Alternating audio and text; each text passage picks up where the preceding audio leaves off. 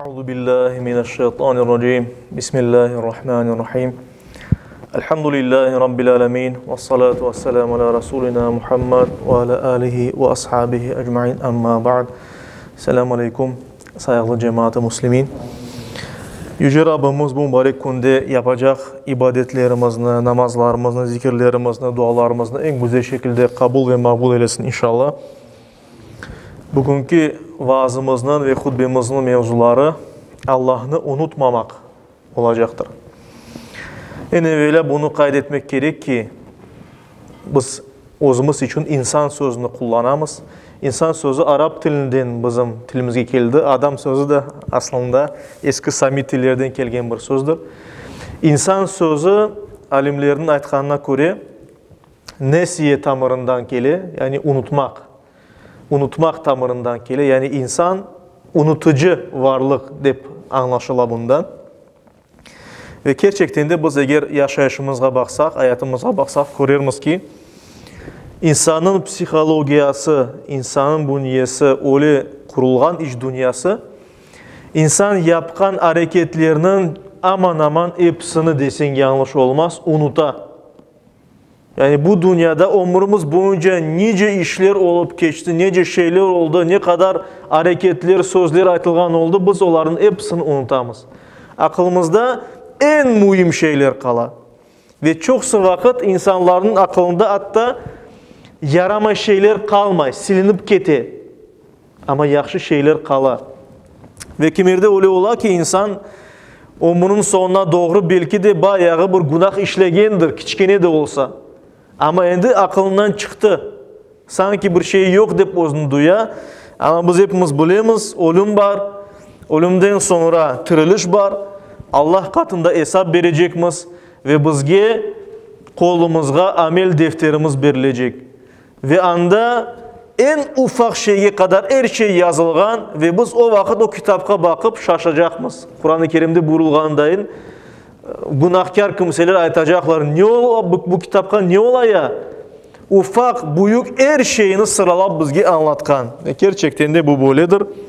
Ama biz bu dünyada onlarını unutamız. Çünkü bizim psikologiyamız böyle Allah-u Teala tarafından yaratılgan. İşte çok şeylerini insan unutabilir, yaxşı şeylerini, yaramay şeylerini. Ama insan için en emniyetli, en mühim şey Rabbisi Allah ile arasında olan bağdır. Kulluk vazifesidir. Ve ona göre de insanın unutacağı en büyük şey bu Allah'ını unutmak olacaktır. Eğer bir kimse Allah'ını unutsa, onun alı ne kadar fena, ne kadar yaramay olacağı en büyük günahtır bu elbet. Allah'tan yüz çevirmek, kafir sözü biz bilemiz, Arapçağa baksak, Allah'tan yüzünü çevirgen kimse manasına gelir. İşte Allah'tan yüz çevirmek, Allah'ını unutmak ya da Allah'ın var olganına işanıp da kene de Allah göstergen yolda yürümemek. Allah'a boysunmamak. Bunların hepsi buna şu günah içine kirmektedir. Unutmamak için Allah'ını ve Allah göstergen yolunu unutmamak için biz birbirimizge ve özümüzge hatırlatmak gerekmiz. Arapçada hatırlatmak sözünü zikir dep aytıla. Ez-zikr ya da zikrun. Zikir anmak ve hatırlamak manasında. Yani anmak ve hatırlatıp anmak ya da hatırlap anmak manasına gele. Ve ne managa gele? Bir kimsege ya da özümüzge bir şeyini hatırlatmak. Yani onun söz manası budur zikir sözünün. Dinimizde ise zikir dep aytılganda Allah'ını anmak akılda, gönülde, hatırımızda Allah'ını tutmak manasında. Akılımızda, gönlümüzde, anımızda, hatırımızda Allah'ını tutsak buna biz zikir dep aytamız. Ve hususi böyle tar manada zikir degende Allah'a hamd, sena ve dualarını göz önüne tutamız. Mesela biz elhamdülillah ya da la ilahe illallah ya da sadece Allah aytsak bunların hepsi birer zikirdir, o da birer ibadettir. Bizim mukaddes kitabımız, bizge doğru yolunu göstergen Kur'an-ı Kerim'de onun bu kitabın ozu zikr olğan hakkında aytıla ve Kur'an-ı Kerim'de çok yerde 300 yerden ziyade bir yerde zikr sözü keçe. Yani hatırlatmak ya hatırlamak manasında. Ve hatta öyle dinimizin direği olğan temel, esas ibadet olğan namazga da zikr dep aytıla. Yani namazga zikr dep aytıla. Ve mesela Cuma suresinde Cuma namazı hakkında böyle aytıla. Cuma suresinin 9. ayet-i kerimesinde Allahu Teala böyle buyura: Estaizu billah.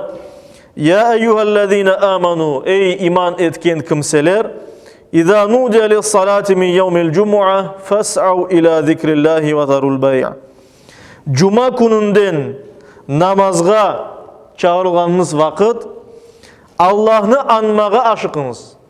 Allah'ını anmağa aşıkınız. Demek ki namazda biz Allah'ını anamız.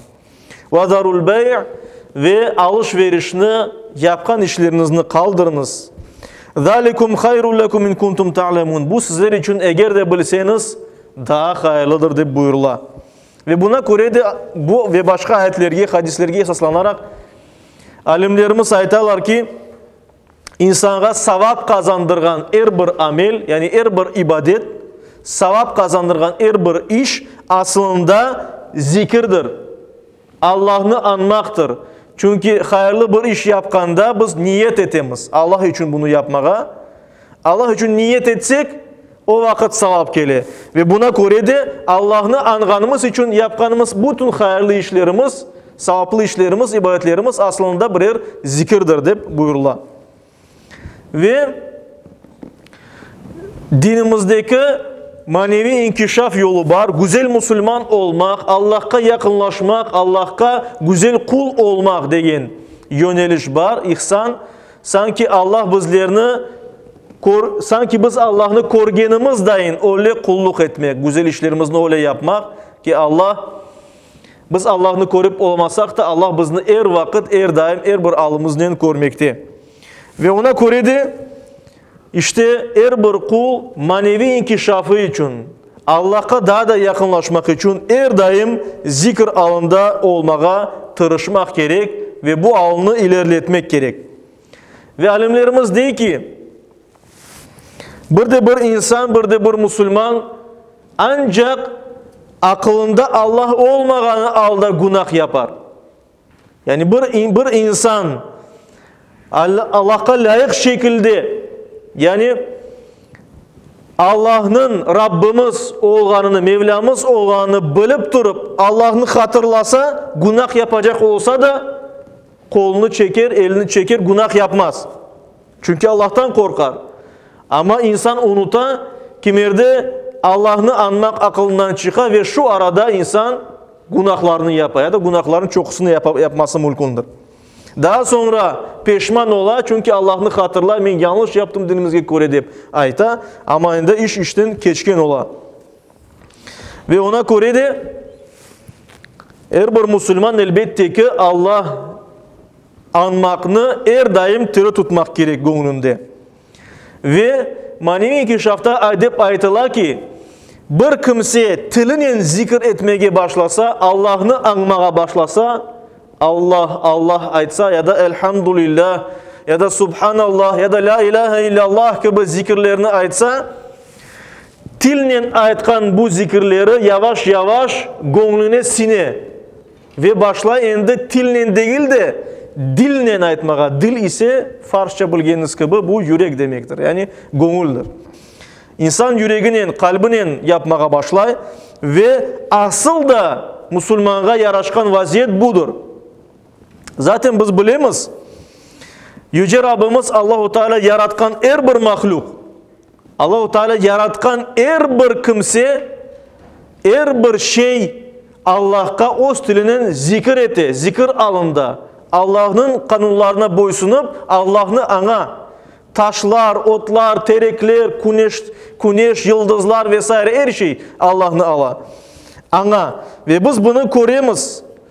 Ayet-i kerimelerde bunun hakkında aytılar. Mesela bir ayet-i kerimede Hadid suresinin 1. ayetinde Allah-u Teala böyle buyuruyor. Estaizu billah. Sebbaha lillahi ma fis semavati vel ard. Köklerde ve yerde olan her şey Allah'ını tesbih eti. Allah'a zikir eti. Allah'ını ana deyip buyurula Kur'an-ı Kerim'de. Ve huvel azizul hakim ve o Allah pek büyüktür ve hikmet sahibidir deyip buyurula Kur'an-ı Kerim'de. Ve bizim mukaddes kitabımızın, Kur'an-ı Kerim'nin bir başka adı da zikirdir. Yani Kur'an da bir zikirdir. Kur'an bizge Allah'ını, onun istegenlerini, doğru yolunu hatırlatkan, anımızga getirgen bir kitaptır. Mesela Enbiya suresinin 50. ayet-i kerimesinde Allahu Teala böyle buyura. Estaizu billah. Ve hâzâ zikrun mübarekun enzelnâhu. Bu mübarek bir zikirdir. Mübarek bir hatırlatıvdır. Andıruvdur. Biz onu sana indiremiz ey Muhammed deyip buyurulmakta. İşte zikir yani Allah'ını anmak gerekmiz. Allah'ını unutmamak için. Her vakit akılımızda, yüreğimizde tiri tutmak için. Bu Allah'ın emridir bir taraftan, başka taraftan da bizim değer kazanmamızın esas sebebidir. Ne kadar biz Allah'ını çok ansak, ne kadar başka nasıl işler yapsak yapayık, Allah için onlarını yapsak, Allah için hareket etsek, sevap kazanırmız ve bizim değerimiz de o kadar artar. Bakara suresinin 152. ayet-i kerimesinde Allahu Teala böyle buyura. Estaizu billah. Fazkuruni, meni anınız, meni zikir etiniz ey kullarım. Ezkurkum, men de sizlerini anayım, men de sizlerini hatırlayayım. Veşkuruli, bana şükür etiniz.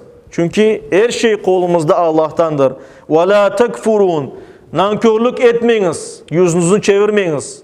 Nankörlük etmek olmayın. Ve zikir alında olmak, Allah'ını hatırlamak, Allah'ını unutmaktan uzaklaşmak, bu mümin kimselerinin, inangan Müslümanlarının sıfatıdır. Ali İmran suresinin 191. ayet-i kerimesinde Allahu Teala böyle buyura. Müminler hakkında اَلَّذ۪ينَ يَذْكُرُونَ اللّٰهَ قِيَامًا وَقُعُودًا وَعَلَى جُنُوبِهِمْ. Olar, müminler oraya kimseler ki, olar hem yatkanda, hem oturganda, hem ayak üstünde turganda Allah'ını analar. Allah'ını hatırında, akılında tutalar, yüreğinde tutalar. وَيَتَفَكَّرُونَ ف۪ي خَلْقِ السَّمَاوَاتِ وَالْاَرْضِ. Ve olar, köklerinin ve yerinin yaratılması meselesinde teren düşüneler, mümin kimseler. Rabbana ve böyle ayetalar. Rabbana ma halakata hâzâ bâtila. Rabbimiz sen bütün bularını boş yaratmadın. Subhaneke, sen bütün noksanlıklardan uzaksın. Fakina azaban nar. Bizlerini ateş azabından, cehennem ateşinden, azabından korçala. Bir mümin, bir Müslüman Allah'ını ansa, zikir etse, Allah'ını dilinen ve yüreğinin ayetsa, zikir insanını, müminini teskin ete, yani tınçlandıra, ona rahatlık beri, yani gönlü rahat ola. Çünkü biz hepimiz bilemiz, Allah'a kulluk için yaratıldık. Kur'an-ı Kerim'de zaten Allah-u Teala bunu ayta. Ancak kulluk için insanlarını ve cinlerini yarattık diye Allah-u Teala Kur'an-ı Kerim'de. Aysa biz de Allah'a kulluğumuzu yerine getirip Allah'ını ansak, bizim yüreğimiz, içimiz, gönlümüz rahat ola. Eğer de biz unutup Allah'ını yaramay şeyler yapsak, o vakit vicdanımız sızlay. Doğru yapmaysın diye bizge içimizden. Ama bir kimse Allah'ın emirlerini yerine getirse, Allah'ını hatırlap dursa, ansa, zikir etse, şu halde ne olacak? Gönlü rahat olacak. Başına çok belalar gelse de, başına türlü musibetler, afetler, kazalar, hastalıklar gelse de insan rahat olacak. Çünkü Allah'a işanıp dayanar. Ve ruh, onun içindeki ruh kulluk vazifesini yerine getirmekte elbet. Kur'an-ı Kerim'de Ra'd suresinde 28. ayet-i kerimede Allahu Teala böyle buyura. Estaizu billah. Ellezine amanu. Yani Allah hidayetke eriştirgen kimseler. Hidayetke eriştirgenler kimlerdir? Ellezine amanu. Onlar iman etken kimselerdir. Ve tatmainnu kulubuhum bi zikrillah. Ve onların gönülleri, yürekleri Allah'ını anıp, Allah'ını zikir etip, Allah'ını hatırlap, mutmain ola, yani rahatlay, rahat ola gönülleri, mümin kişiler. Ela bi zikrillahi tatmainnul kulub. Allah'ını anıp, yürekleri rahatlık tapmaylar mı diye Allahu Teala. Allah'ını anıp, Allah'ını zikir etip, Allah'ını hatırlap, insanların, müminlerinin yürekleri rahat ola. Ve elbette zikirinin mükafatı pek büyüktür. Çünkü bu özüne bir ibadettir. Allah'ını anmak bu bir ibadettir elbet. Ve Kur'an-ı Kerim'de Ahzab suresinin 35. ayeti kerimesinde Allahu Teala böyle buyuruyor. Estaizu billah. İnnel muslimine vel muslimat. Hiç şüphesiz Allah'a teslim olgan er kişiler ve kadınlar. Allah'a boysungan er kişiler ve kadınlar. Vel mu'minine vel mu'minat. Allah'a iman etken kadın kişiler ve er kişiler. Vel qanitine vel qanitat. Allah'a itaat etken, yani kulak askan, boysungan kimseler. Ve sadikine ve sadikat. Doğru söz aytkan er kişiler ve doğru söz aytkan kadınlar. Ve sabirine ve sabirat. Sabır etken er kişiler ve sabır etken kadınlar. Vel haşi'ine vel haşi'at. Allah'tan korkan er kişiler ve Allah'tan korkan kadınlar. Vel mutasaddikine vel mutasaddikat. Demek sadaka bergen, doğru yollarda, hayır yolunda masraf etken er kişiler ve masraf etken kadınlar. Ve saimine ve saimat. Allah için oraza tutkan kadınlar ve er kişiler. Vel hafizine furucahum. Ve öz cinsi organlarını korçaganlar, yani zinaga barmagan er kişiler. Vel hafizat. Ve zinaga barmagan kadınlar. Ve zâkirîne Allah'a kethîra ve zâkirat. Ve Allah'ını çok zikir etken er kişiler ve zikir etken kadınlar. Allah'ını çok hatırlagan, Allah'ını çok angan er kişiler ve kadınlar. E'addallahu lehum mağfiratan ve acran azîmâ. Allahu Teala böyle kimseler için mağfiret, günahlarının bağışlanmasını nasip eyledi ve onlara büyük bir mükafatını hazırladı deyip Kur'an-ı Kerim'de buyuruyor. Büyük mükafat ne olduğunu biz hepimiz bilemiz. Allah'ın razılığına yetkin bir kişi, kadın kişi ya da er kişi İnşallah cennetlik olur.